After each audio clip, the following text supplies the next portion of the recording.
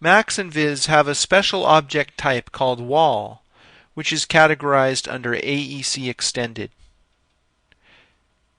This object type has given me a lot of problems, so I recommend that you avoid it.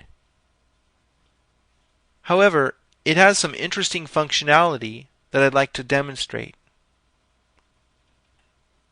I've embedded a window within this wall object, and if I move that window, you'll see that the opening made in the wall is linked to the window.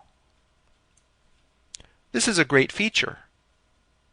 But again, I'm going to have to recommend that you avoid the wall because I've had these openings seal up on me without any warning or reason.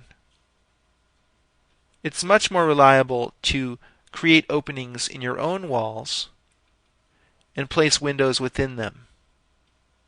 Here I have a NURBS wall with a window in the opening. But if I move this window, you'll see that it's not connected to the opening. I'd like to build in the same functionality that the AEC wall has into my NURBS wall. That's done with the linked XForm modifier. And unfortunately, that modifier is only available in Max. Let me undo and show you how you can link the opening to the window. I'll select the wall, go to Modify, and go to the Imports level. Select the rectangle representing that opening. When I imported that rectangle, its parameters appeared down here.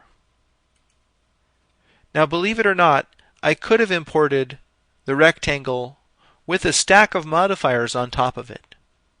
I didn't at the time, I just imported the rectangle. But believe it or not, it's possible to add modifiers to the rectangle stack within the NURBS surface. And that's what I'm going to do right now. I'll open the modifier list and assign the linked XForm modifier. What this does is it links the transforms of this rectangle to another object. I'll pick the control object, which in this case is this pivot window. We need to uncheck back transform. Then deselect and select the window. Now if I move that window, you'll see that the opening is linked to it. So we've built in the same functionality into our NURBS wall system that we have in the troublesome AEC wall. Now over here I've created a wall by elevation, which I showed earlier in this module. This was made with a line that has its local coordinate system pointing out. And I outlined that to create the elevation, and then I extruded that to add wall thickness. Here we have the same problem where the window is not linked to the opening.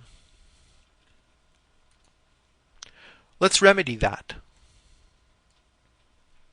I'll select the wall, go to the spline level, and select this spline representing the opening.